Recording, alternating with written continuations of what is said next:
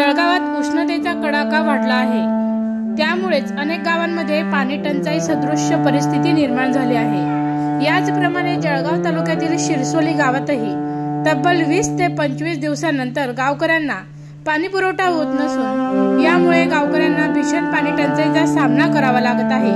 दिवसभर पाण्याची भटकंती करून मिळेल तसे व मिळेल त्या ठिकाणाहून पाणी मिळवण्यासाठी नागरिकांची धावपळ झाल्याचं पाहायला मिळत असून व गढूळ पाण्यामुळे नागरिकांच्या आरोग्याचा प्रश्न निर्माण झाला आहे।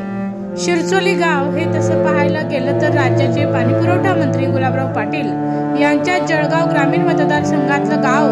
जळगाव पासून अवघ्या काही अंतरावर असलेल्या या शिरसोली गावात तब्बल 7 कोटी रुपयांची जलजीवन मिशन योजना मंजूर करण्यात आली। मात्र ऐनवेळी या योजनेचं काम टेंडर करण्यात येऊन ठेकेदार देण्यात आल्यामुळे काम अपूर्ण अवस्थेत असून अनेक तांत्रिक अडचणींमध्ये ही योजना अडकलेली आहे। तर दुसरीकडे ग्रामपंचायतीकडून कुठलीही उपाययोजना न करण्यात आल्यामुळे गावकऱ्यांना कृत्रिम पाणी टंचाईचा सामना करावा लागत आहे।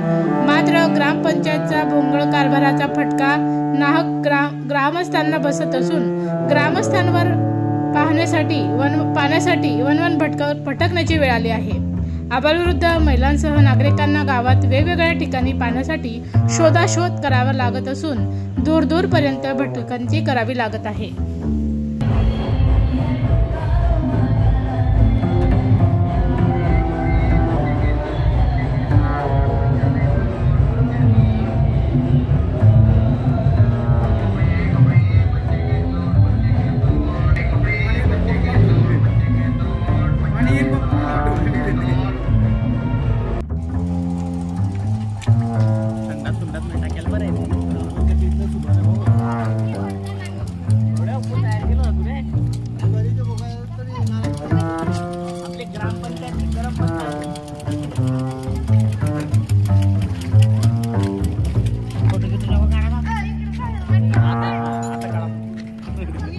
अरे पेपर मध्ये तुमचा फोटो काढ दे।